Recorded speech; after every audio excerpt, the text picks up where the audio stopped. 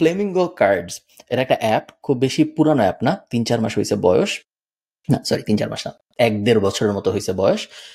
খুবই বেসিক একটা app. So আমি কিছু স্ক্রিনশট দেখাই তাহলে তোমার বুঝতে পারবে। iOS ভার্সনও আছে, প্লে স্টোরের ভার্সনটা আমি ওপেন করছি। এটা মেইনলি তোমাকে কোন একটা পার্টির বাকি মানুষদের সাথে ইন্টারঅ্যাক্ট করতে হেল্প করার একটা social type app, arcade app type.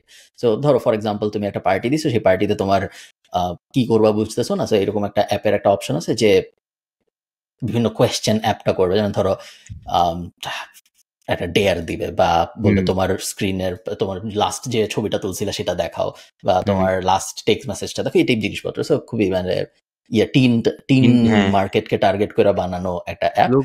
Point না, পয়েন্ট হলো গিয়ে এই অ্যাপটা হঠাৎ করে জনপ্রিয় হওয়া শুরু করছে out of nowhere, and হঠাৎ করে দেখা গেছে অ্যাপ অনেকদিন ধরে চলতেছে, 2-3 বছর, তেমন কোনো আহামরি কথাবার্তা নেই, হঠাৎ করে সব জায়গায় এই অ্যাপটা দেখা যাচ্ছে। এবং তারপরে মানুষজন মানে অ্যানালাইজ করার চেষ্টা করছে যে কি হইলো, এই অ্যাপটা হঠাৎ করে এত ফেমাস হওয়া শুরু করলো কেন। এটা অ্যাপ স্টোরে হঠাৎ করে টপ 30-তে চলে আসছিল, এবং অ্যাপ স্টোরে যখন এটা হঠাৎ করে টপ 30 চলে আসে তখন সবাই একটু অবাক হয়েছে যে অ্যাপ স্টোরে টপ 30 মানে বিশাল ব্যাপার, কিভাবে আসলো।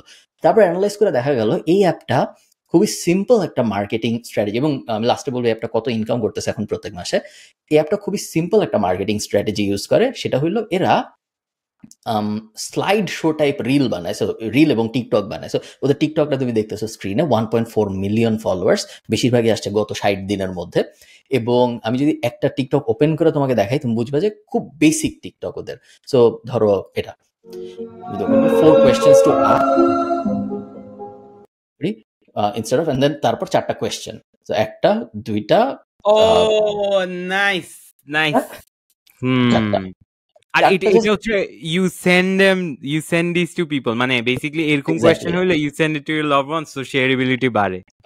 এক্স্যাক্টলি, 4টা বেসিক কোয়েশ্চেন, 5টা বেসিক কোয়েশ্চেন, যে questions to ask to your brother, to your sister, to your boyfriend, to your girlfriend, এই টাইপ জিনিসপত্র, এবং স্লাইড শো 4টা-5টা স্ক্রিনের সাইজ, সব বেসিক ক্যানভাস স্টাফ, পিছনে একটা ব্যাকগ্রাউন্ড আর একটা বেসিক মিউজিক। যে 3 questions to turn him, হাবি জাবি জিনিসপত্র, তেমন কোনো হামারি, এবং প্রত্যেকটায় like 13 million view, 14 million view, 1 lakh view, 10 lakh view. Same জিনিস ইনস্টাগ্রাম রিলেও এক্সাক্ট সেম জিনিস করতেছে ওরা, এবং সেম জিনিস ওরা করতেছে অন্যান্য যত সোশ্যাল মিডিয়া প্ল্যাটফর্ম আছে সব জায়গায়। টিকটক এবং ইনস্টাগ্রাম রিলি হলো ওদের মেইন প্ল্যাটফর্মস। প্রত্যেক দিন 7 থেকে 10টা করে আপলোড হয় প্রতিদিন, এবং দেখে বোঝা যাচ্ছে খুব বেশি মানে আহামরি কঠিন কিছু না। এটা যদি তোমাকে বানাইতে বলি, খুবই লো এফোর্ট। তোমাকে যদি বানাইতে বলি, তুমি ইজিলি এই পডকাস্ট শেষ হওয়ার আগে 10টা-15টা বানাই ফেলতে পারবা। এগেইন জিপিটি ইউজ করেই বানাইতে পারবা, তোমার নিজের ব্রেইনও হয়তো দিতে হবে না, কারণ বেসিক কোয়েশ্চেন্স। সো এই জিনিস ওরা করতেছে জাস্ট ভলিউম প্লে। সো প্রত্যেক দিন 7টা, 10টা, 20টা, 30টা, এবং এরকম টিকটক অ্যাকাউন্ট 4-5টা আছে ওদের। প্রত্যেকটারই লিঙ্ক ইন বায়ো, প্রত্যেক মেসেজের প্রত্যেক টিকটকের ডেসক্রিপশনে হইলো লিঙ্ক ইন বায়ো, এটা ডাউনলোড করে এরকম জিনিস আরো খেলতে চাইলে। এবং এই ওরা করতেছে গত 90 দিন ধরে। 90 দিন আগে কোনো অ্যাপের কথাবার্তা কেউ বলতেছিল না, 90 দিন পরে দেখা যাচ্ছে যে এই অ্যাপ এখন প্রত্যেক মাসে ইনকাম করতেছে $80,000 মতো, জাস্ট অ্যাড থেকে। এবং মানে অ্যাপটা জাস্ট অ্যাড থেকে, কোনো কিছু বেচে না। সো প্লে স্টোরে যখন মানুষ খেলে 3-4টা কোয়েশ্চেনের মাঝখানে অ্যাড আসে, অ্যাপ স্টোরে যখন মানুষ খেলে 3-4টা কোয়েশ্চেনের মাঝখানে অ্যাড আসে। ওদের কি কোনো পেইড সাবস্ক্রিপশন আছে? আমি ডাউনলোড করিনি, বাট আমি যতদূর জানি নাই। ওকে ওকে। এবং খুবই বেসিক। আমার যে জিনিসটা ইন্টারেস্টিং লাগছে এবং ফান লাগছে, যে খুবই বেসিক মার্কেটিং, আহামরি কিছু না, ভলিউম প্লে। যে আমি সারাদিন বসুন, 5 মিনিট পরে গেলেই তুমি দেখবে নতুন আরেকটা আসছে, 10 মিনিট পরে গেলে নতুন আরেকটা আসছে, এবং পুরো জিনিসটাই জাস্ট ক্যানভা দিয়ে করা, এবং আর এটা অনলি পসিবল বিকজ কন্টেন্ট গুলো খুবই লো এফর্ট। এটা যদি হাই টিকেট কিছু হইতো, বা মানে হাই এডিট কিছু, হাইপার এডিট দিয়ে ঝুপ ঝাপ দিয়ে যদি হইতো, তাহলে এটা পসিবল হইতো না। সো ওরা খুবই সিম্পল একটা জিনিস অ্যাট স্কেল করতেছে। So very very good. এটা কিসে ইউজ করা যায়, এটা চিন্তা করতে হবে। আই থিঙ্ক ডেফিনেটলি আমাদের বিজনেস এটা করা যাবে। আমি যেটা এখন অ্যাসাইন করছি, একটু আগে মিটিং করে আসি, যে আমার প্রতিদিন 30টা রিল যাবে। সো ধরেন এই পডকাস্ট প্রতি মাসে 30টা রিল যাবে। It's a challenge. এন্ড আমি একটা কোম্পানির সাথে চ্যালেঞ্জ করছি যে 30 ডেজে ওদেরকে ভালো অ্যামাউন্ট দিব, but if they miss 1 day of upload I pay 0 amount. So দেখি, আমি আপনাকে এটা রিপোর্ট জানাবো। ওকে, সিন্স আপনি অ্যাড নিয়ে বলছেন, সরি আমি তোমাকে একটু, ওই লোকটার নাম জানি কি, যে সবসময় স্যান্ডো গেঞ্জি পরে থাকে, acquisition.com এর মালিক, ওই লোকটার জানি কি, যে জিম ছিল আগে, এরপরে ইনফ্লুয়েন্সার হয়ে গেছে। Alex Alex Hormozi, Hormozi, right. Hormozi, হ্যাঁ, হ্যাঁ। অ্যালেক্স হরমোজি এবং অ্যালেক্স হরমোজি বলছিল যে অ্যালেক্স হরমোজি গ্র্যান্ট কার্ডনের সাথে একটা মিটিং করছিল বোঝার জন্য যে সোশ্যাল মিডিয়া আসলে কত কন্টেন্ট আপলোড করা উচিত প্রত্যেকদিন প্রত্যেক হিসাবে, এবং ওরা রিসার্চ করে বের করছিল যে প্রত্যেক সপ্তাহে ইন টোটাল 200 সামথিং কন্টেন্ট তোমার আপলোড দেওয়া উচিত across all social media. So তোমার ফেসবুক, টুইটার, লিঙ্কডিন, হাবিজাবি যত প্ল্যাটফর্ম সব মিলে আর কি ও রেকমেন্ড করছিল টোটাল 200+ কন্টেন্ট আপলোড হইতে হবে তোমার প্রত্যেক প্রতি সপ্তাহে, সপ্তাহে। ওকে। প্রত্যেক 7 দিনে। আরেকটা জিনিস হচ্ছে, আমি বুঝছেন অনেক ফ্রি কোর্সেস করছি অনলাইনে, হ্যাঁ। সব হুম। সব কোর্সের ওর একটা কোর্স আছে। সো সব কোর্স ইজ বেসিক্যালি ওর কোর্সের একটা রিভাইজড ভার্সন। আমি দেখছি। So এখন এটা চিন্তা করছি, এটা তো একটা ভালো ব্যবসা, রিক্রিয়েট করা কোর্সেস। একটা নতুন ট্রেন্ড হচ্ছে, আগে যেরকম টি-শার্ট বিজনেস স্টার্ট করা ছিল, তারপর হচ্ছে এই রাইড শেয়ারিং অ্যাপ। এখন হট কেক হচ্ছে এআই অ্যাসিস্ট্যান্টস, রাইট? সো আমি আপনাকে একটা চ্যালেঞ্জ দিলাম। আপনি যদি এখন বলা হইতো একটা এআই অ্যাসিস্ট্যান্ট যেটা বাংলাদেশের মার্কেটে আইডিয়ালি বা বিদেশেও বানাইতে হইতো, আপনি কি করতেন বা আপনি এটার ব্যাপারে কি চিন্তা করতেন? Because I feel like this is a product যেটা এখন যদি কেউ জাম্প ইন করে আর কেউ যদি একটু স্মার্ট হয়, ক্র্যাক করতে পারবে। আমার দ্বারা সম্ভব না, বাট এআই অ্যাসিস্ট্যান্স নিয়ে অনেক কিছু শুনতেছি। একটা এক্সাম্পল দিই, আপনি সাবরি সুবিকে তো চিনেন, ও হচ্ছে ইন্টারন্যাশনাল খালিদ ফারহান। সাবরি সুবি হচ্ছে ওই যে সেল লাইক ক্রেজি অ্যাডস নিয়ে শিখায়। সো ও আমি একটা ক্রেজি ভিডিও ড্রপ করছে, হ্যাঁ। সো কনটেক্সট একটু Okay. দিয়ে নি। সো ও বেসিক্যালি ও হচ্ছে একটা এজেন্সি চালায়, ওর একটা বই আছে খুব ভালো ফেসবুক অ্যাডস নিয়ে। সো ও হচ্ছে বেসিক্যালি কিং কং নামে একটা এজেন্সি চালায়, যেটাতে ওরা বেসিক্যালি গ্লোবাল ব্র্যান্ডদেরকে ফেসবুক অ্যাডস কিভাবে রান করতে হয়। ওইটার পুরো বইটার কনক্লুশন হচ্ছে একটা সুন্দর ল্যান্ডিং পেজ রাখো আর রিটার্গেট করো, এটাই হচ্ছে মেইন কনক্লুশন। এটা ও 400 পেজে বুঝাইছে। সো সাবরি সুবি যেটা করছে, ও একটা এআই অ্যাসিস্ট্যান্ট বানাইছে। ওদের যা ডেটা ছিল উইথ বেস্ট পারফর্মিং অ্যাডস, ওইটাকে একটা জায়গায় করছে, এন্ড ওইটা এখন বেটা টেস্টিং চলতেছে। সো বেসিক্যালি আপনি কপি রাইটিং করতে পারবেন ওখানে, কোন কপিটা কাজ করে। সো আপনি লেটস সে আপনি আপনার নিশ হচ্ছে টি শার্ট বিজনেস, রাইট? তো টি শার্ট কিভাবে বেশি সেল করবেন, এটা আপনাকে চ্যাট জিপিটি আপনার একটা কপি রাইটার হয়ে যাবে, আপনাকে কন্টেন্ট নিয়ে, পারফরমেন্স নিয়ে, ডেটা নিয়ে সুন্দর মতো সাজেস্ট করবে। সো ও টিমের সাথে এটা কম্পিট করে দেখাইছে, অ্যান্ড হিজ এই এজেন্ট দ্যাট ওয়েবসাইট বা AI assistant was performing better than his own team. So একটা এটা নিয়ে ক্রেজি ভিডিও বের করছে। I think this is a product that you should try. But আপনার মাথায় কি এরকম কিছু আছে? আমার মাথায় কিছু নাই এখনো। তুমি কখনো অস্ট্রেলিয়ান শার্ক ট্যাঙ্ক দেখছো? হ্যাঁ, ওইটাতে ও আমি শার্ক। কখনো আমি আমি জানি উনি ওটা শার্ক, বাট আমি কখনো অস্ট্রেলিয়ান শার্ক ট্যাঙ্ক দেখি নেই, সো আমি ওইভাবে চিনি ওনাকে। আমি কখনো এআই অ্যাসিস্ট্যান্টের জগতে আমি একমাত্র একটা জিনিস নিয়ে টুকটাক রিসার্চ করেছিলাম, তেমন আহামরি কিছু না। সেটা হলো এআই অ্যাসিস্ট্যান্ট দিয়ে কিভাবে কোল্ড আউটরিচ অটোমেশন করা যায়। কিছু সলিউশন আছে, বাট খুব একটা আমি যখন দেখেছিলাম তখন আমার এমন কিছু পছন্দ হয়নি যেটা ইউজ করা শুরু করা যায়। কারণ কোল্ড আউটরিচ অটোমেশন, ধরো লেম লিস্ট ফর এক্সাম্পল অনেকে এখন ইউজ করে, আরো অনেক হাবিজাবি আছে।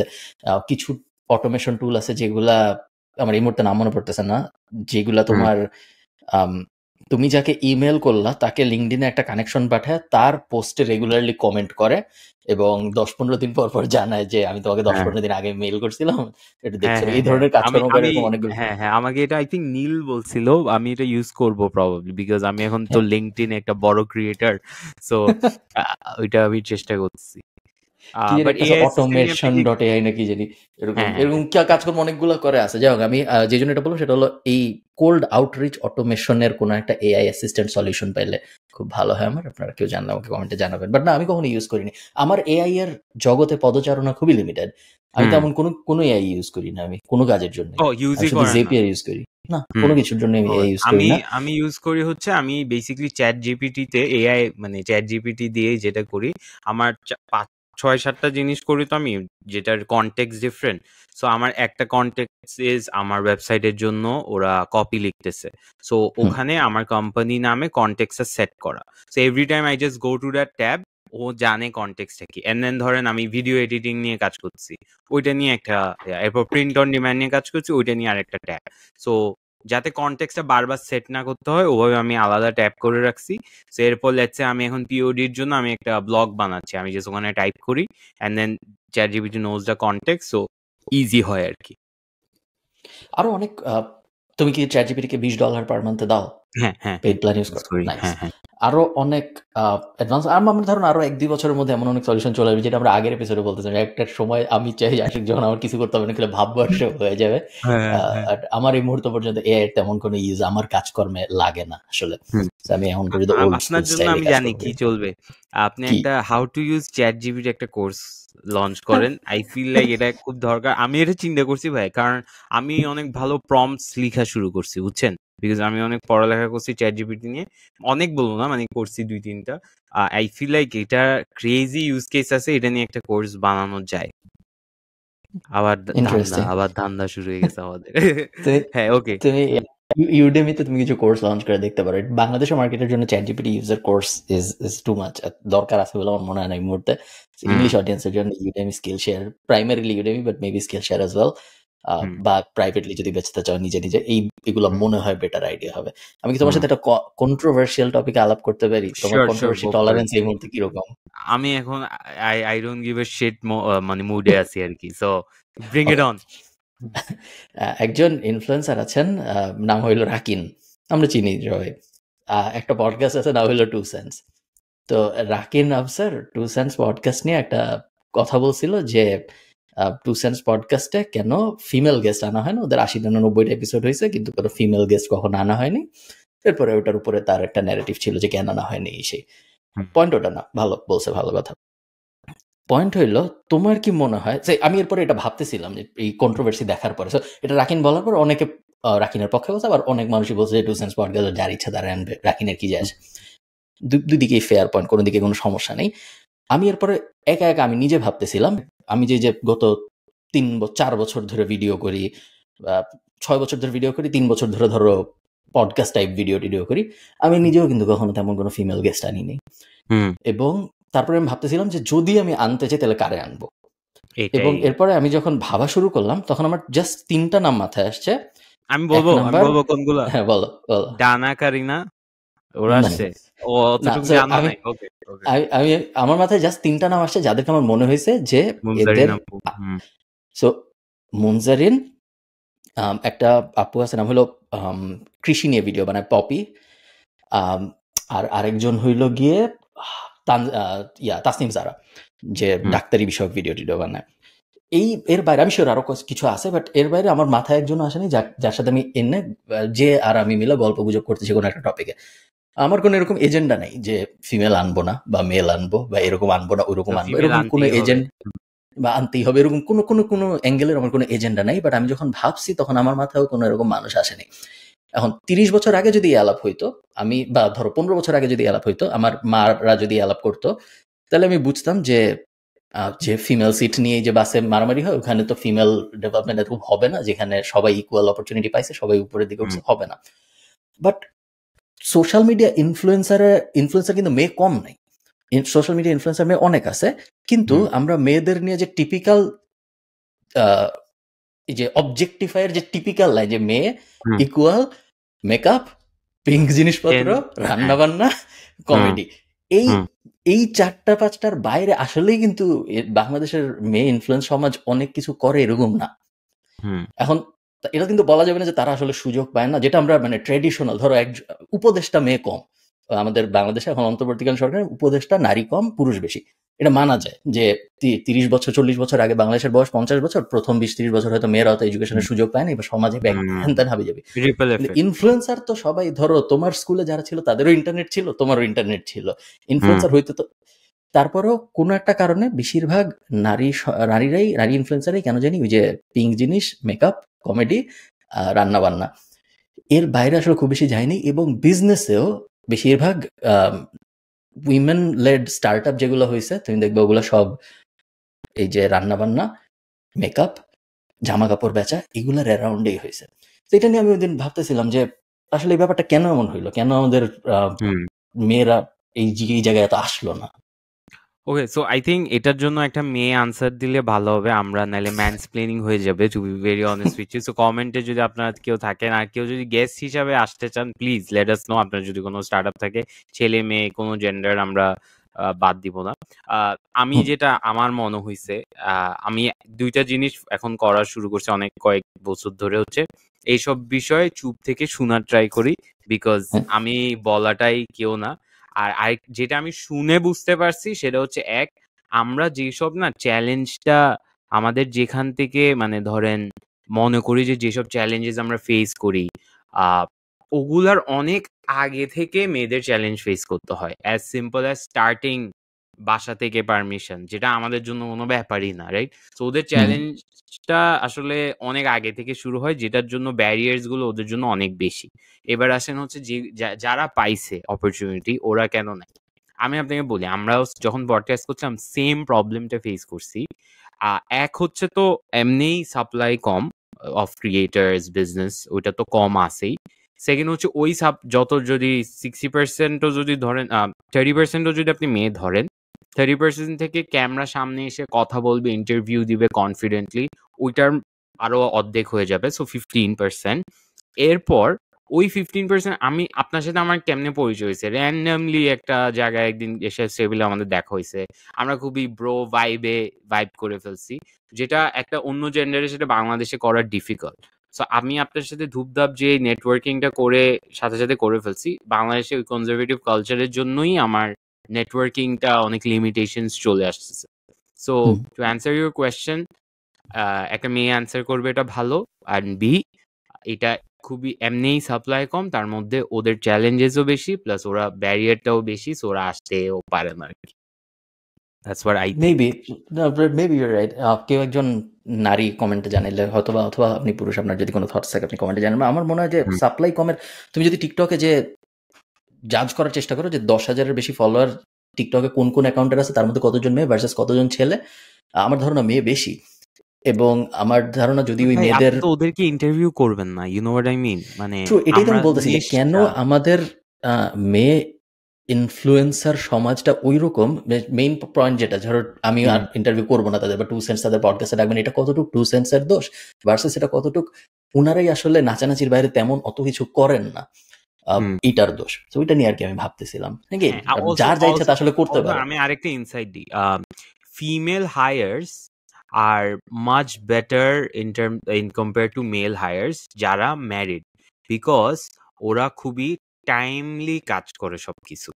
সো আমার অবজারভেশন হচ্ছে একটা married women will make sure 5টার মধ্যে to wrap up her work and leave, because ওরা খুবই অর্গানাইজ ওয়েতে কাজ করে, whereas a man ওর তো পুরো রাত আছে। সো আই ফিল লাইক কয়েকটা জায়গায় female hires are very important. I feel like এইচআরে মেয়েদের থাকা খুবই ইম্পর্টেন্ট। আমরা এইচআর নিয়ে মানে আমরা এখন তো কোম্পানি যেটা বড় হচ্ছে, অনেক ডিপার্টমেন্টস করতে হচ্ছে, সো এইচআর আমি চিন্তা করছি যে কনসিয়াসলি যে একটা মেয়ে হায়ার করব, because it's just difficult for a guy HR to deal with women. So অনেক জায়গায় আই থিঙ্ক মেয়েরা ফাটাই দিচ্ছে। অলসো স্টার্টআপস আছে, শাপলা নামে একটা কোনো স্টার্টআপ আছে, আই ফরগট শাপলা। ওরা হচ্ছে ট্যাক্স নিয়ে, ডিজিটাল ট্যাক্সেশন নিয়ে কাজ করে। I think this is the website. If Shapla, আমি নামটা যে জেনে আবার বলবো আপনাকে, বাট বেসিক্যালি আপুটার নাম হচ্ছে ইলিয়াস ভাইয়ার সাথে I think they are connected. So ওর basically they do taxation and stuff. আমরা ওই পরের পডকাস্টে ওনাকে এনে we can probably discuss, but basically আছে ফিমেল স্টার্টআপ আছে, শেপ আছে, it's a lingerie brand. Shape is a startup about women, so count হবে না। ও আচ্ছা, যেটা মানে it's like gender specified product না, right? নরমাল জিনিসপত্র নিয়ে কাজ করতেছে। Think about it, and next পডকাস্টে আমি আপনাকে দিব আমার এটা আমার create a list। আমি এই সব বিষয় নিয়ে কথাবার্তা বলা করি। তোমার মনে আছে, আমি জানি না তুমি জানো নাকি, ওই যে আমি একটা পডকাস্ট একবার বলছিলাম যে মেয়েদের ছুটি পাওয়ার একটা হ্যাক, যে থাকলে 6 মাস ছুটি। এরপর আমাকে নিয়ে একদম কর্নার হাবি যাবি গালাগালি কোটির ওটা মেবি মেয়েদের এসব নিয়ে কথাবার্তা বলা স্টিল টু আর্লি, আরো কিছুদিন গেলে কথাবার্তা বললে ভালো হয়। ফিমেল একটা আমরা ডেডিকেটেড এপিসোড রাখবো, দরকার হলে মান্থলি রাখবো, if we find enough female entrepreneurs and we'll try to promote it যখন আমাদের নিজেদের প্রমোশন হবে। So yeah, yes, okay, let's move on. Mister wonderful বলছিল যে কোনো একটা ইন্টারভিউতে বা অনেক জায়গায় উনি হয়তো বলছে যে ওনার পোর্টফোলিওতে যত স্টার্ট আপ আছে তার মধ্যে ফিমেল ফাউন্ডার সেগুলার পারফরমেন্স সবসময় সবচেয়ে ভালো, এবং উনি সবসময় ইনভেস্ট করার সময় চেষ্টা করে ফিমেল লেড বা ফিমেল ফাউন্ডেড স্টার্ট আপে ইনভেস্ট বাট করতে। এটার কনক্লুশনটা কি যে ফিমেল ওরা কি বিকজ অফ দ্য প্রোডাক্ট নাকি অন্য কনক্লুশন দিছিল? বিকজ উনার উত্তর ছিল যে ফিমেলরা আর কি ওই যে তুমি যেটা বললা better organise, time management better, অনেক কিছু বেটার করতে পারে কম্পেয়ার টু তাদের মেল কাউন্টারপার্টস। আমি জানি না বাংলাদেশের জন্য ব্যাপারটা কতটুকু সত্য। ইন জেনারেল ভাই ফিমেলরা জাস্ট মানে ওদের ইভেন উইথ ওয়ার্ক অনেক হাইজিন ফ্যাক্টর মেনটেন করে আমার কাছে মনে হয়েছে। অ্যাটেনশন টু ডিটেল একটু বেটার, ডিজাইন সেন্স একটু বেটার, টেস্ট ওভারঅল একটু বেটার আর কি। বিকজ আই ডোন্ট নো লজিকটা কি, বাট আমার কাছে এটা মনে হয়েছে আমার ছোট নলেজে। ওকে, লেটস মুভ অন। আপনি কি chess.com নিয়ে কি আমরা কথা বলছিলাম? আমার মনে নাই, আই ডোন্ট থিংক নিয়ে আমরা অনেক আগে কথা বলছিলাম অন্য একটা পডকাস্টে, বেটার বিবির কোন একটা, বাট আবার বলতে পারো, কোনো সমস্যা নেই। না সো chess.com যারা জানেন না, chess.com 150 মিলিয়ন করতেছে, it's a billion dollar. Sad কাহিনী বলবো, সরি তুমি chess.com এর কাহিনীটা শেষ করো তারপর বলতেছি। হ্যাঁ, আমি একটু জাস্ট কনটেক্সটে দিয়ে দিই। সো chess.com ইজ বেসিক্যালি আপনি অনলাইনে ফ্রেন্ডের সাথে চেস খেলতে পারবেন, প্লাস আপনি শিখতেও পারবেন, সাবস্ক্রিপশন আছে। সো আপনাকে মুভস শিখাবে, আপনার গেমটা শেষ হওয়ার পর কত খারাপ বা পারফর্ম করছেন ওটা নিয়ে কথা বলতে পারবেন। আমি chess.com নিয়ে বলবো না, আমি অন্য কিছু নিয়ে বলতাম, বাট আপনি শেষ করেন chess.com এর স্টোরিটা। আমরা প্যাসিভ জার্নাল খুবই স্যাড স্টোরি, এবং এটা আমি কোথাও আগে বলি নাই। আমি হঠাৎ করে 3-4 মাস আগে, সো রোজার ঈদ বা কোরবানি ঈদের আগে আমি ঠিক করছিলাম যে আমরা ব্রেইনস্টর্ম করতেছিলাম যে প্যাসিভ জার্নালে নতুন কি কি কোর্স লঞ্চ করেছে, এবং আমি অনেকদিন ধরে কিডস সেকশন একটা লঞ্চ করতে চাচ্ছি আমরা, বাচ্চা কাচ্চাদের বিভিন্ন জিনিস শেখানোর জন্য, এবং খুব সিরিয়াস জিনিসপত্র না, সিরিয়াস জিনিসপত্র বড়দের আমরা শিখাচ্ছি, বাচ্চাদের জন্য ভাবতেছিলাম দাবা খেলা শিখাবো, ড্রয়িং টাইপ কিছু, গিটার টাইপ কিছু, ম্যাজিক টাইপ এই টাইপ জিনিসপত্র। তো ভাবতে ভাবতে চেস ফাইনাল যখন হয়েছে তখন আমি আমি কয়েকজন চেস গ্র্যান্ড মাস্টারের সাথে কথা বলছি যে কোর্স বানানোর ব্যাপারে। তো চেস গ্র্যান্ড মাস্টার মধ্যে একজন গ্র্যান্ড মাস্টারের সাথে আমার কথা হয়েছে, এবং কথা হয়েছে, মিটিং হয়েছে খুবই ভালো, এরকম জুম মিটিং, খুবই ভালো জুম মিটিং। তার সাথে অনেক কথা, তার ছেলে আমার ভিডিও দেখে, হ্যাঁ তার সব কিছু নর্মালি কথাবার্তা হয়েছে, কন্ট্রাক্ট পাঠাইছি, কন্ট্রাক্ট সাইনও হয়েছে। পরের সপ্তাহ থেকে রেকর্ড শুরু হবে, 7 দিনের মতো রেকর্ড হবে। উনিও বললো যে এই 7 দিনই পারবে, তারপরে আবার উনি আরেকটা ট্যুরে কোথায় চলে যাচ্ছে দাবা খেলতে, সব ফাইনাল, এবং একদম কন্ট্রাক্টরটা পাঠাইও দিছি সাইন করে। তো সব ফাইনাল। হঠাৎ করে সকালবেলা নিউজ, পরের দিন আমি দেখি যে প্রথম আলো না কার নিউজ, যে দাবা খেলতে গিয়ে খেলার সময় হার্ট অ্যাটাক করে মারা গেছেন জিয়াউর রহমান। তো পুরো আমি শকড যে কিভাবে হলো, তার 3-4 দিন আগে আমার সাথে ওনার কথা হয়েছে, এবং তারপরে আমি সাথে সাথে হোয়াটসঅ্যাপ ওনাকে মেসেজ পাঠাইছি, মানে ওনার সাথে হোয়াটসঅ্যাপে কথা হচ্ছে ওনার আইডিতে, যে একটা নিউজ, আমি তখনও মনে হয় না যে সত্যি, মানে অসুস্থ হয়তো বা ফেক নিউজ তো অনেক হয়, অনেকেই আছে এরকম নিউজ আসে যে মারা গেছে, তারপর দেখা যায় আসলে কিছু হয়নি, তাও দেখা গেলো সত্যি। তার কিছুদিন পর ওনার ছেলে আমাকে মেসেজ পাঠাইছে যে এরকম একটা জিনিস আমার কাছে ছিল, বাট হইলো না এই কারণ। আমি পুরাই শকড যে এটা কি হইলো। এবং এই সেম জিনিস আমার সাথে আরেকবার হয়েছে, আরেকজন মানুষ, ওনার নাম বলতেছি না যেহেতু ওনার সাথে কোনো আসলে ইয়ে ছিল, এমনি আর কি সোশ্যাল মিডিয়ায় উনি জনপ্রিয় গায়ক। তো উনি আমাকে ফ্রেন্ড রিকোয়েস্ট পাঠাইছে, এবং তারপরে আমি অ্যাকসেপ্ট করছি, অ্যাকসেপ্ট করার পর উনি আমাকে জিজ্ঞেস করছে উনি টিকটকে আমার ভিডিও অনেক দেখে এখন টিকটকে কিভাবে গ্রো করা যায় এটা নিয়ে কথাবার্তা বলার জন্য। অবশ্যই তার 7 দিন পর দেখি উনি মারা গেছেন। জাস্ট এগেইন অদ্ভুত ঘটনা। আচ্ছা, উনি কি, I know this is a weird question, but উনি কি হিন্দু? আমি ঠিক শিওর না। আচ্ছা, বিকজ আমার সাথে এরকম একটা ক্রেজি জিনিস হয়েছে, পুরো হরর টাইপ এপিসোড হয়ে যাচ্ছে। এগেইন কোনো এরপরে আমি নিজেই কিছুদিন ভয় ছিলাম যে এরকম কি হচ্ছে আমার সাথে, এরকম কেন হচ্ছে না। আমার সাথে কি হয়েছে আমি বলি। সো মানে আমাদের ব্র্যান্ডের ওখানে একটা মিউজিশিয়ান এরকম টি শার্ট বানাইতো, তখন আমাদের কোনো পার্টনারশিপ, এখনো ইনফ্যাক্ট কোনো পার্টনারশিপ মার্চ আমরা লঞ্চ করি না। সো ওখানে উনি কি করতো, আমাদের থেকে কাস্টম মার্চ বানায়, উনি মিউজিক, উনি একটা নিশ মিউজিশিয়ান, উনি মার্চ সেল করতো। সো মার্চ সেল দেখতাম যে একই কাস্টম টি শার্ট কয়েকটা যাচ্ছে। সো আমি বুঝলাম যে আচ্ছা এটা মনে হয় কিছু একটা সাম ফ্যান্ডম যেটা আমি জানি না। সো হচ্ছে তারপরে আমাকে আমার এমপ্লয়ি একজন বলছে যে ভাই এরকম একজন পার্টনারশিপ করতে চাচ্ছে। আমি বলছি আমরা এখন পার্টনারশিপ করতেছি না। বলছে তাও একটু কথা বলে দেখেন। আমি আচ্ছা বলবো, ঠিক আছে, সমস্যা নেই, আপনার কথা বলছে। আমি বলছি আচ্ছা ঠিক আছে। কাট two I see a headline যে some musician dies randomly and ও মিউজিশিয়ানটার নাম ছিল। সো আমি বলছি আচ্ছা ঠিক আছে, ইটস স্যাড, একটা মিউজিশিয়ান টাকা নিয়ে স্ট্রাগল করতেছিল এরকম নিউজ।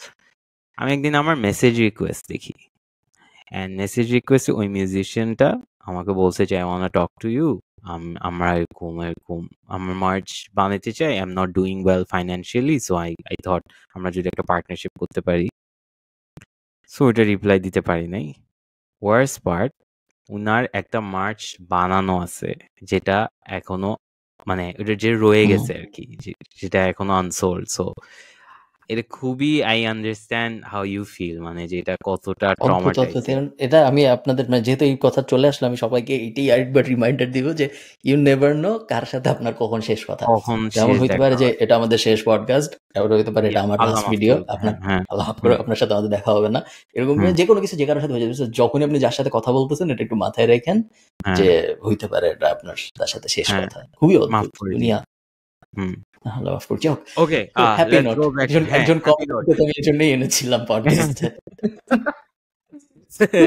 আমি জোক করতেছিলাম না কিন্তু। সো বেসিক্যালি সো এটা গেল তো chess.com, আপনি এটা নিয়ে বলছিলেন, বাট আমার এই জন্য মাথায় ছিল তাই আমি একটু আরেকটা অ্যাঙ্গেল বের করছি। সো ম্যাগনাসকে তো চিনেন right, the number 1 chess player, he has a startup, did you know? So আপনি যদি প্লে ম্যাগনাসে যান, আমি একটু শেয়ার করি। সো দুইটা আছে actually startup, and I think একটা has raised a lot of money. So এখানে ম্যাগনাস চেস একাডেমি, এখান থেকে ইউ ক্যান প্লে ওর নামে স্টার্টআপটা। অ্যান্ড দেন দেয়ার ইজ আরেকটা হচ্ছে where is the startup Play Magnus, আর একটা হচ্ছে ফ্যান্টাসি চেস। ফ্যান্টাসি চেস হচ্ছে ওর আরেকটা কোম্পানি যেটাতে I think he ওনস about 60%. So this is also doing very well. Chess.com actually wanted to buy the shares, but এখনো পারছে নাকি আমি শিওর না। সো এখান থেকে $15 per month ম্যাগনাস প্লে ম্যাগনাসের, এবং প্লে ম্যাগনাসে যদি আপনি $15 per month দেন তাহলে আপনি কি পাবেন? তাহলে আপনি পাবেন হইলো চেস বিষয়ক ট্রেনিং।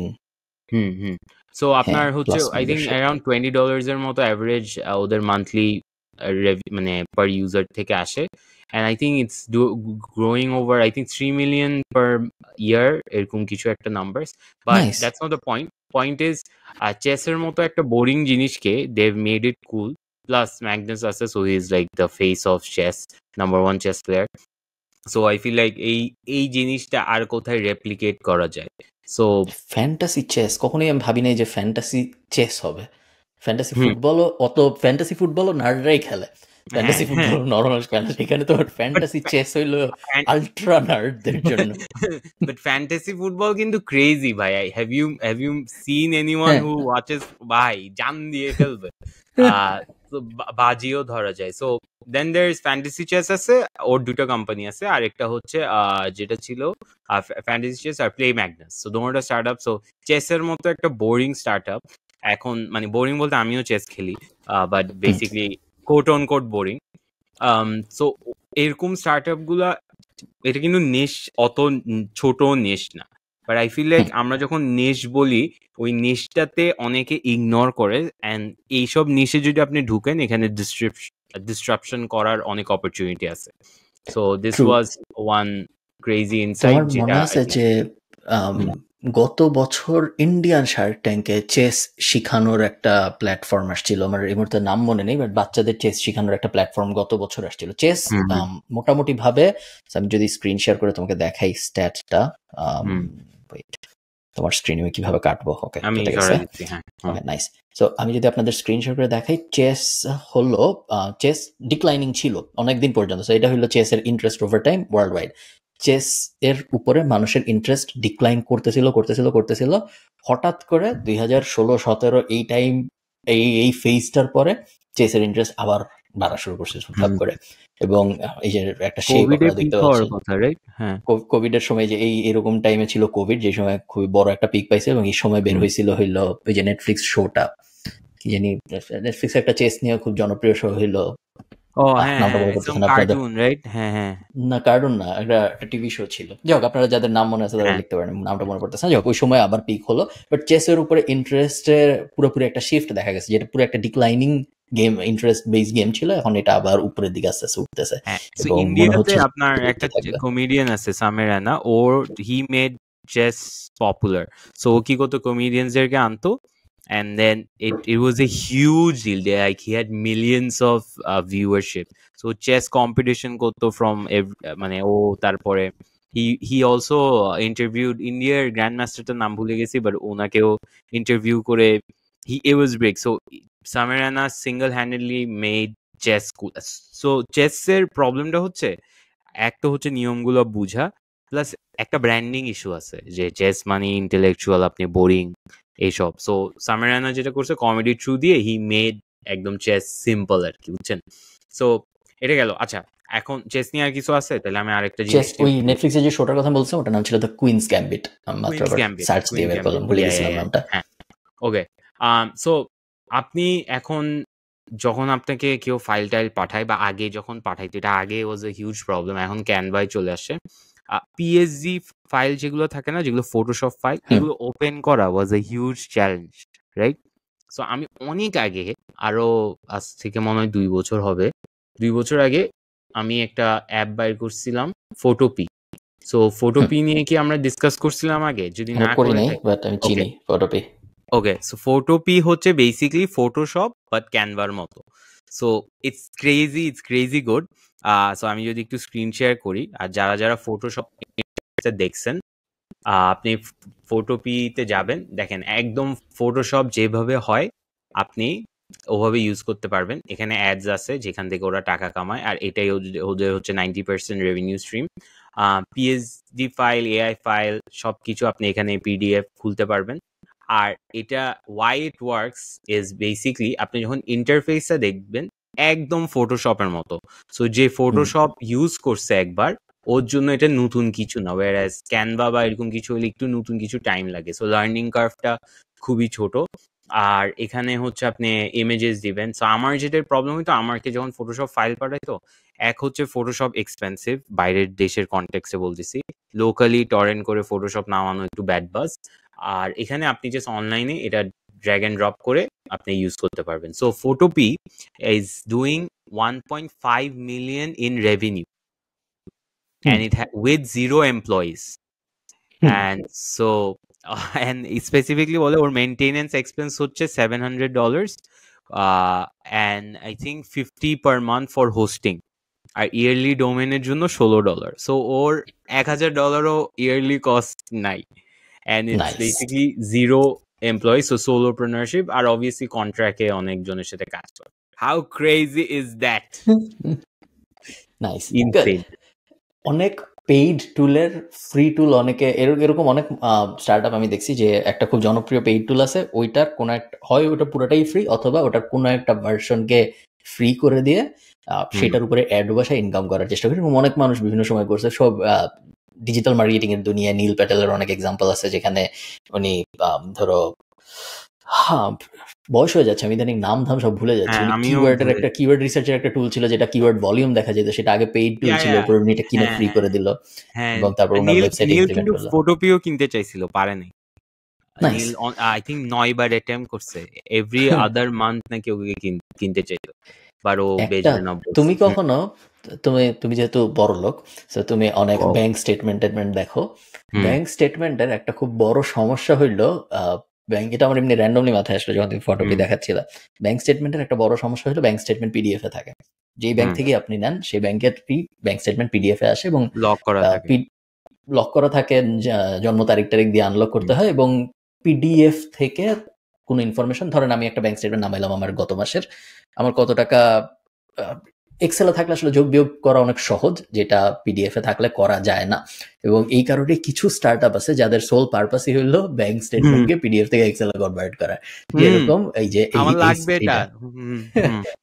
তুমি যদি এটা দেখো bankstatementconverter.com, ওদের বিজনেসটাই হইলো ওরা, তুমি এখানে ব্যাংক স্টেটমেন্ট দিবা, ওরা পিডিএফটাকে এক্সেলে কনভার্ট করে দিবে, এবং তুমি প্রত্যেক 24 ঘন্টায় 1 পেজের স্টেটমেন্ট হলে ফ্রি, যদি 5 পেজ হয় তাহলে রেজিস্ট্রেশন করলে ফ্রি, এবং যদি তুমি ওদের কোনো একটা প্রাইসিং প্ল্যান কিনো তাহলে $30 পার মান্থে 400 পেজ ফ্রি।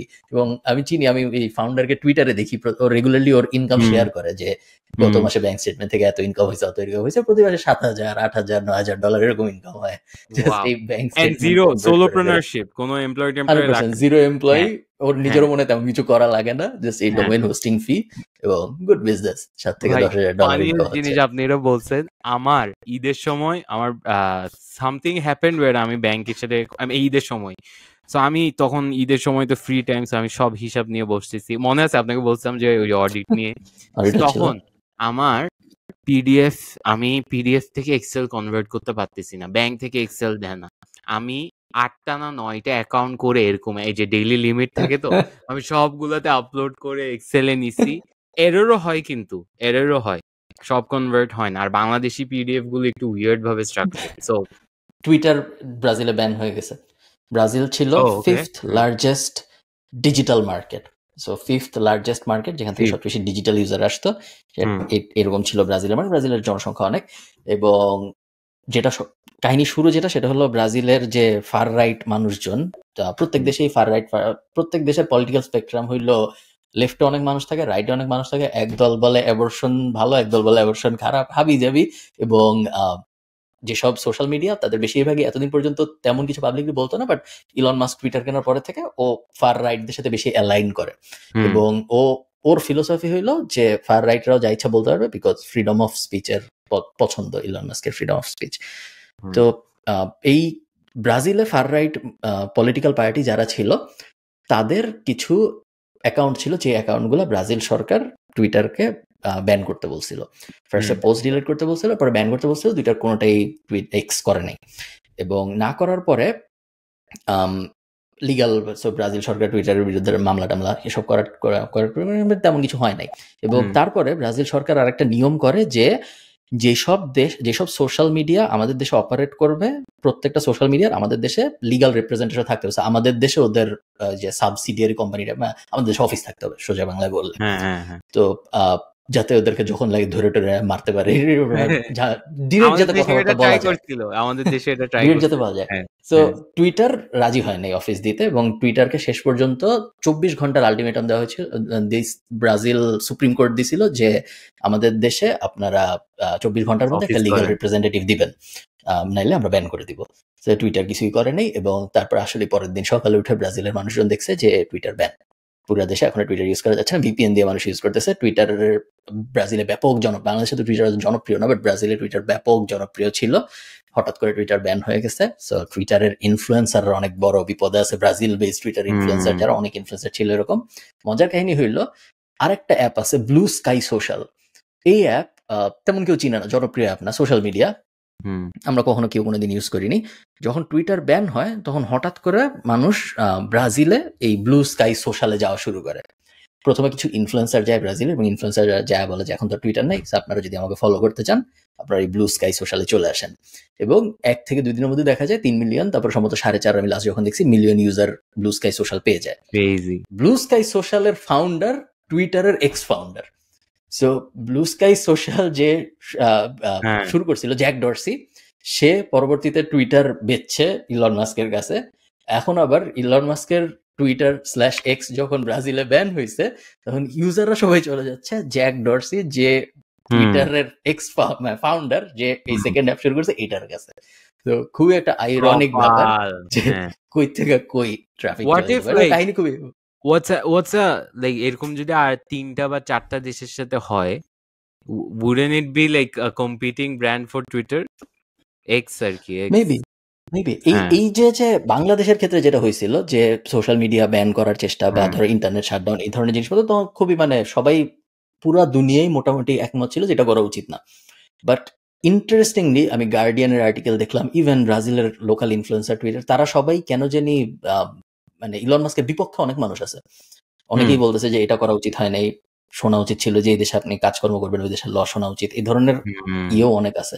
যেমন যে সবাই বলতেছে এরকম অনেক কথাবার্তা হচ্ছে, এখনো কাহিনী চলতেছে, দেখা যাক কি হয়। বাট এই মুহূর্তে যখন আমরা এই ভিডিও রেকর্ড করছি, টুইটার ব্রাজিলে নাই। ওকে, সো এখন কামিং ব্যাক টু আমি যেটা এভরি এপিসোডে বাংলাদেশ নিয়ে অনেক কথা বলি, সো একটা একটা গ্যাপ যেটা আমি নোটিস করছি সেটা হচ্ছে, সো ইন্ডিয়াতে বোট আছে রাইট, বোট তো চিনেন, মানে basically Chinese headphones Indian branding করে বেচে। হোয়াটস আ প্রোডাক্ট যেটা আপনার মাথায় আসে ফর বাংলাদেশ, যেটাকে আমি চায়না থেকে যে নিজের লোগো লাগায় এনে বেচতে পারি, ব্র্যান্ড আছে হেডফোন ব্র্যান্ড বা কিছু আছে হ্যাঁ ওই মার্কেট ওই বাংলাদেশে? সেগমেন্টে? না, বাংলাদেশে আমার এরকম কিছু মাথায় আসতেছে না। এক্স্যাক্টলি, সো উই নিড, কেউ যদি থাকেন চায়না থেকে একটু ভালো প্রোডাক্ট এনে বাংলাদেশি ব্র্যান্ডিং করে। সো আমি এটা নিয়ে রিসার্চ করছিলাম যে হেডফোন অ্যাভারেজ টিকেট সাইজ কত হয়, সো স্মার্ট ওয়াচের। সো আই থিঙ্ক 1500 টাকায় আপনি স্মার্ট ওয়াচ পাবেন, 1000 টাকায় পাবেন হেডফোনসও ওইরকম সেম রেঞ্জে। সো এটা তো, আর এখন এখানে মার্কেটটা ডমিনেট করছে ধরেন ওয়ালটন, শাওমি, এগুলো। ওয়ালটন আছে একটা, ওয়ালটন খুবই boring brand wise, right? So একটা কুল হিপ ব্র্যান্ড, যেটা ওরাইমো নামে একটা কোম্পানি আছে, যেটাও বিদেশি, তাসানকে নিছে, তাসান ভাইকে। সো বাংলাদেশি কোম্পানি ব্লু মানে হোয়াইট লেবেলিং করে মানে চায়না থেকে এনে, I think there is a huge upside long টার্মে if someone can build a brand. আপনারা যদি কোনো ব্র্যান্ড জেনে থাকেন কমেন্টসে জানান, আমি পার্সোনালি প্রোডাক্টটা কিনবো। Do you think this has potential? Because ইন্ডিয়াতে বোটে ওয়ার্ক করছে, অ্যান্ড দ্য অনলি ওয়ে ওরা বোট কম্পিট করছে হচ্ছে শাওমি যেটা 1500 টাকায় বেচতো, ওরা ওটা 1200 টাকায় বেচতো বোট, যেটা শাওমি 1200 টাকা বেচতো ওরা 1000 টাকা বলতো। আর ওই সেগমেন্টটা বাংলাদেশে সেম আর খুবই প্রাইস সেন্সিটিভ। কি মনে হয় বলেন? আমার মনে হয় যে স্মার্ট ওয়াচ, হেডফোন এগুলো তো আসলে যতটুকু ইউটিলিটি দেয় একই রকম ব্র্যান্ড সিগন্যালিংও দেয় বলে আমার মনে হয়। বাংলাদেশের মার্কেট ইন্ডিয়ার মতো অত ন্যাশনালিস্ট, আমার দেশের প্রোডাক্ট ইউজ করবে ওরকম মেন্টালিটির মনে হয় না আমার বাংলাদেশের মার্কেট।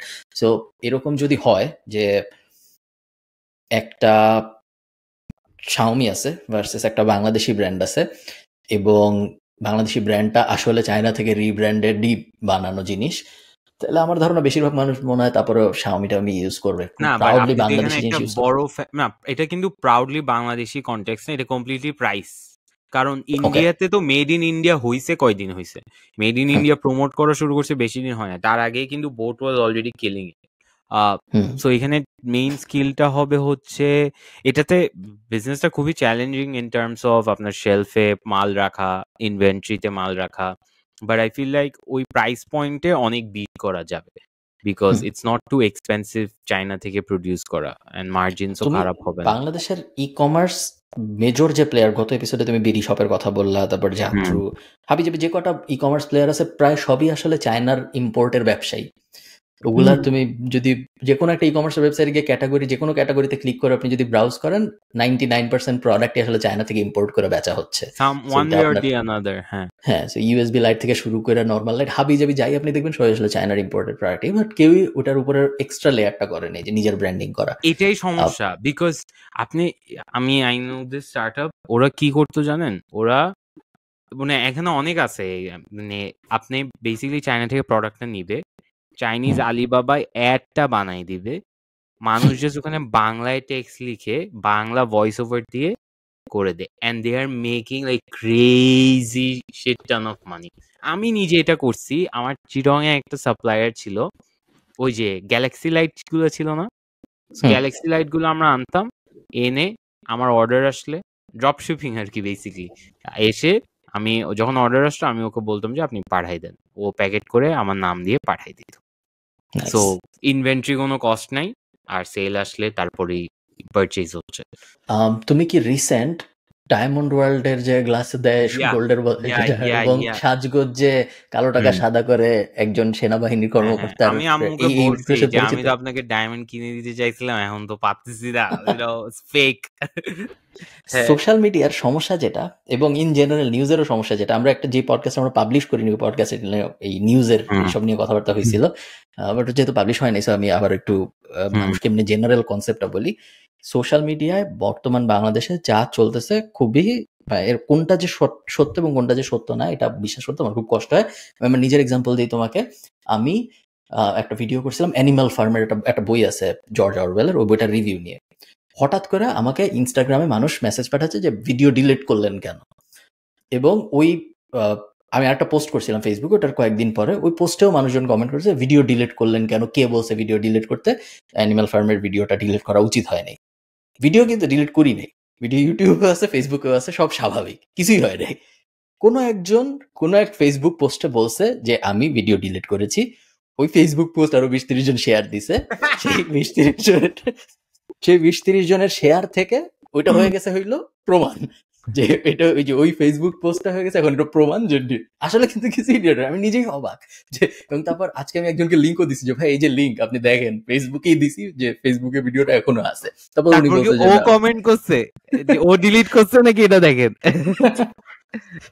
তারপর উনি বলছে যে আমি 2 জনকে কমেন্টে এটা বলছি যে ভাই ডিলিট আসলে হয় নাই। তো এই যে জন্য আমি এটা বললাম, এটার মেইন প্রেমিসটা হলো এটা যে এই মুহূর্তে ফেসবুকে কোন ইনফরমেশন সত্যি এবং কোন ইনফরমেশন সত্যি না বোঝার আসলে কোনো উপায় নেই। কে ইভেন নিউজ সোর্সে যখন কোনো নিউজ করতেছে তখন কতটুকু উদ্দেশ্য প্রণোদিত নিউজ, কতটুকু ভার্সেস রিয়েল নিউজ, এটা আসলে আমার পক্ষে বিশ্বাস করতে কষ্ট হয়।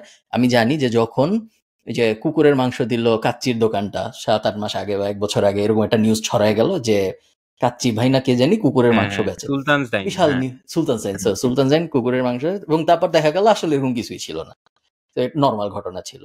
তো সাজগোজ কালো টাকা সাদা করে, সাজগোজ থেকে তো আপনারা আমাকে দেখে বুঝতে পারতেছেন আমি কিছু কিনি না, সাজগোজ থেকে আমার কিছু কেনা সম্ভব না, আমার সাথে কোনো লেনদেন নাই, দরকার নেই আমার। তো সাজগোজ সেকোয়া ক্যাপিটাল ইনভেস্টের একটা কোম্পানি সাজগোজ, সেকোয়া ক্যাপিটাল আরো অনেক কোম্পানিতে ইনভেস্ট করছে, বাংলাদেশে 10 years খোলা করছে। সাজগোজের মানে সামওয়ে রিলেটেড, ফ্যাব্রিলাইফ হচ্ছে one of the best companies। হ্যাঁ, সো ফ্যাব্রিলাইফ, সাজগোজ, এই সেকোয়া ক্যাপিটাল হইলো বাংলাদেশে 10 years ইনভেস্ট করছে, ইন্টারন্যাশনালি পৃথিবীর সবচেয়ে জনপ্রিয় ইনভেস্টমেন্ট ফার্মগুলোর একটা, সাউথ এশিয়ার খুবই জনপ্রিয়, ভয়ঙ্কর ড্রিম। তারা রেডিট, ইউটিউব, উবার, এয়ারবিএনবি, হাবিজাবি যেটাই সবকিছু তারা ইনভেস্ট করছে, এবং খুবই যত্ন করে তারা ইয়েটিয়া করে যে ডিউ ডিলিজেন্স করে ইনভেস্ট করে। আমার কাছে এটা বিশ্বাসযোগ্য মনে হয় না যে হঠাৎ করে সেকোয়া ক্যাপিটাল হয়তো হইতে পারে, বাট একজনের কালো টাকা সাদা করার সুযোগ হিসেবে একটা কোম্পানি চলতেছে, এটা আমার কাছে কেমন জানি একটু বিশ্বাস করতে কষ্ট। আমার যত মানে আমি যখন আপনি কিন্তু ভুলভাবে ফ্রেম করতেছেন সেন্টেন্সটা, আপনি বলতেছেন যে সাজগোজ দিয়ে হয়তো না, বাট কোম্পানি তো কালো টাকা সাদা করতেই পারে, মানে কোম্পানি তো ওরকম অনেক আছে, যে কারো কিছু করতে পারে। আমার মনে হয় যে সেকোয়া ক্যাপিটাল ব্যাকড একটা কোম্পানির কালো টাকা সাদা করার ফ্রন্ট হিসেবে ইউজ হওয়ার চান্স বেশ কম, এবং আমাকে যদি এখন জিজ্ঞেস করা হয় যে করতেছে নাকি করতেছে না, আমার মন বলতে চায় যে মনে হয় করতেছে না, এবং একটা নিউজ এমন একজন সাবেক কর্মকর্তা বলেছেন এভাবে যে নিউজটা করা হয়, আমার ধারণা এর আমি ঠিক শিওর না সত্যি নাকি, এবং আমার খুবই খারাপ লাগে যখন আমি দেখি যে একটা বিজনেস সাফার করে এরকম জিনিসপত্র দেখে, যেমন সেটা আমার ওই কাচ্চি ভাইটাই যখন হয়েছিল তখনও লাগছিল, এখনো আমার সাজগোজ দেখে লাগতেছে, যদিও তারা বিলিয়ন ডলারের কোম্পানি, তাদের আমাদের খারাপ লাগে ভালো লাগে কিছু যায় আসে না, বাট আমি জাস্ট আপনাদের এটা বলতেছি যে সত্য নাও হইতে পারে, আপনারা যা দেখেন সব একই সাথে। ডায়মন্ড ওয়ার্ল্ড, এটাও আমি প্রথম দিন তো শুনছিলাম যে কাচ ডায়মন্ড, এখন শুনতেছি যে তাদের 2-3 কোম্পানির কি দ্বন্দ্ব ছিল, এই কারণে এক কোম্পানির আবার একটা নিউজ পেপার আছে সে ওইভাবে ছাপায়। আমি এখন সোশ্যাল মিডিয়ায় কিছুই বিশ্বাস করি না, এটা হলো গিয়ে আমার এন্ড পয়েন্ট। এটার জন্য একটা স্টার্টআপ যে ভেরিফাই মাই নিউজ, ওয়্যার আপনি ওখানে যেটা, সো এটার আরেকটা ইন্টারেস্টিং ফ্যাক্ট বলে, হ্যাঁ, আপনি একটা নিউজ দেখছেন যে সাজগোজ স্ক্যাম বা ডায়মন্ড ওয়ার্ল্ড এর গ্লাস পাওয়া গেছে, এরপর আপনি আর কিছু জানেন না, আপনি কিছু আর এটা নিয়ে ফলো আপও করবেন না, এরপর যদি আপনার ফিডে আসে এটার ভেরিফাইড নিউজ, তাহলে আপনি জানতে পারবেন। সো হোয়াট ইফ লাইক একটা ভেরিফাইড নিউজ প্ল্যাটফর্ম থাকে এন্ড দেন আপনাকে ফলো আপ করে ইমেলের থ্রু দিয়ে যে ভাই এটা কিন্তু scam, I think this should work, তাই না? ইন্টারেস্টিং আইডিয়া যে এটা কিন্তু আপনার যেটা আপনি জানছিলেন ওটা আসলে ঠিক ছিল না, এটা হলো আপডেট। হ্যাঁ, জাস্ট এটা বেশি না, ফেসবুকের সাথে পার্টনারশিপ করতে হবে, স্টার্টআপ তো তাইলেই সাকসেসফুল। হ্যাঁ, এরকম এটা তুমি যেটা বলছো এটা সত্য কথা, এটা খুব বড় একটা সমস্যা যে বেশিরভাগ মানুষই এই জিনিসটা জেনেই তারা তাদের জীবন কাটাবে যে ওটা আসলে ডায়মন্ড ছিল না, গ্লাস ছিল। যতই ফলো আপ আসুক, যতই অথেন্টিকেশন আসুক, কেউ আর, কারণ ওই নিউজ আর অত হাইলাইটেড হবেই না, ফার্স্ট নিউজটার মতো ওই নিউজটা তো মজা না, পজিটিভ নিউজ কখনো হাইলাইট হয় না, আর এই জন্য আমি নিজেই তো পড়তে যাব না। হ্যাঁ, আপনি নিউজ ইজ বেসিক্যালি ওই দিনে সবচাইতে বাজে নিউজ কি, আচ্ছা ঠিক আছে আজকে একটা লো ডে যাচ্ছে, আজকে ডায়মন্ড ওয়ার্ল্ড কে ধুই, So Diamond Ball becomes the top of the news আর ওইটা চিপায়। সো আমি এভরি টাইম আমি দেখি যে মানে ন্যাশনাল লেভেলে কোনো কন্ট্রোভার্সি চলতেছে, মাই ফার্স্ট ইনস্টিং ইজ আচ্ছা ভিতরে কিছু একটা হচ্ছে যেটা is being overshadow. Okay let's go. 2022 সালে বাংলাদেশ বিটিভিকে $980 মিলিয়ন দিছিল, 980 মিলিয়নের আশপাশে ফান্ডিং এর জন্য, 980 মিলিয়ন টাকা, ডলার না।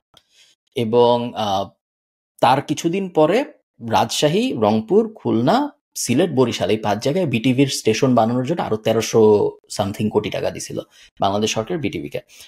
তো বিটিভি এমন একটা চ্যানেল, বাংলাদেশ টেলিভিশন, যেই চ্যানেলটা সবসময় যে পাওয়ারে থাকে তার ব্যাপারে পজিটিভ কথা বলে, যে পাওয়ারে থাকে না তার ব্যাপারে নেগেটিভ কথা বলে। এতদিন ওরা আওয়ামী লীগ সরকারকে অনেক ভালো বলছে, এখন ওরা স্বৈরাচার কি কি খারাপ ছিল এগুলো নিয়ে ভিডিও বানাচ্ছে।